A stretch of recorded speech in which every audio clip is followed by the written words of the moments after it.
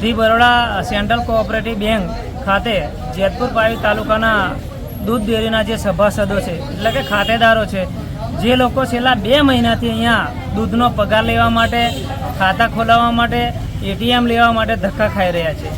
હું અગાઉ પણ અહીંના સ્ટાફ અને મેનેજરશ્રીને જે રજૂઆત કરી હતી એના પછી આપણને સંતોષકારક કામગીરી માટેની સાંત્વના આપીને તે વખતે જણાવવામાં આવ્યું હતું અને સ્ટાફનો જે અભાવ હતો એ પણ પૂરો કરવામાં આવ્યો 2 જણનો. તેમ છતાં અત્યારે પણ લોકો સવારથી લઈને સાંજ સુધીમાં અહીંયા લાંબી લાઈનો લાગે છે. બીજા કે ચૂલી ગઢ ભીખાપુરાથી લઈને આ બાજુ ઉચાપાન છે, લીંબાણી માંગ્યા છે, એટલે ટૂંકમાં આખા જેતપુર જે જૂનો તાલુકો છે ત્યાંથી લોકો અહીંયા ધક્કા ખાઈને આવે છે. સામે રક્ષાબંધનનો એક પવિત્ર તહેવાર આવી રહ્યો છે, લોકોને પૈસાની પણ જરૂરિયાત હોય, તેમ છતાં લોકોએ અહીંયા લાંબી લાઈનો લાગવું પડે અથવા ધક્કો ખાવો પડે છે. જે દરેક વખતે આ અવારનવાર ધક્કા ખાઈને લોકો પણ પરેશાન થઈ ગયા. એટલે લોકોના 4-5 જણના ફોન આવવાથી અહીંયા મેં ઉપસ્થિત થયો.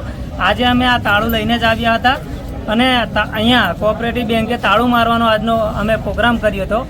પરંતુ અહીંના સ્ટાફ જોડે, મેનેજર સાહેબ જોડે જે વાત કરતા કેટલાક દૂધ ડેરીના મંત્રીઓની પણ ફરિયાદો આવી કે એ લોકોને અમે વાઉચર આપીએ છીએ અથવા એટીએમ આપી દીધા છે, પણ એ લોકોની પણ નિષ્કાળજી છે, એ લોકો પણ આવતા નથી વાઉચર લેવા માટે કે લોકોને મદદ કરવા માટે. એટલે અમે મેનેજર સાહેબ જોડે મંત્રી સાહેબોનું જે છે આ ડેરીના એમનું લિસ્ટ માંગ્યું છે, એમની જોડે ટેલિફોનિક વાતો કરી, ચર્ચા કર્યા બાદ ડિરેક્ટર જોડે પણ ચર્ચા કરીશું. આગામી 10 તારીખે અથવા પછી 11 તારીખે અમે બરોડા ડેરીનું જે મેનેજમેન્ટ કમિટી છે, વર્કિંગ બોર્ડ છે, એમને મુલાકાત કરીશું અહીંના સ્થાનિક આગેવાનો સાથે. નહીં તો આવનાર દિવસોમાં પછી આ જે કોઓપરેટિવ બેંકોમાં જ્યાં જિલ્લામાં જ્યાં આ પરિસ્થિતિ છે તે દરેક બેંકો પર અમે તાળાબંધી પણ કરીશું. આવનાર દિવસોમાં આ દૂધ ગ્રાહકોએ પણ આજે આ તમને દેખાય છે આમાં બધાએ સહી કરી છે, એટલે આવનાર દિવસોમાં પછી દૂધ ભરવાનું પણ બંધ કરીશું થોડો સમય, જેથી આ તંત્રને, આ વહીવટકર્તાઓને ભાન થાય કે અમે પણ અમારું દૂધ આપીએ એની પાછળ અમે રાત દિવસ મહેનત કરતા હોય છે. મળસ કે 4 વાગે જાગીને રાતે અમે મોડા સુધી આ બસ પશુઓની સેવા કરતા હોય અને જ્યારે અમારે પગાર, અમારી રોજીરોટી લેવાની હોય ત્યારે અહીંયા લાઈનોમાં પડવું પડે છે. દૂધ ભરવા પણ લાઈનોમાં પડવું છે.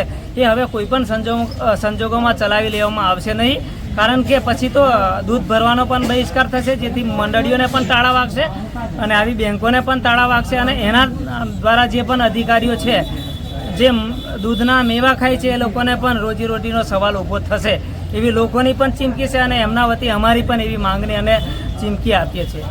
વિષ્ણુ રાઠવા, પાવી જેતપુર તાલુકા પૂર્વ કારોબારી ચેરમેન અને છોટાઉદેપુર જિલ્લા આદિજાતિ વિભાગના ચેરમેન તરીકે હું ફરજ નિભાવું છું.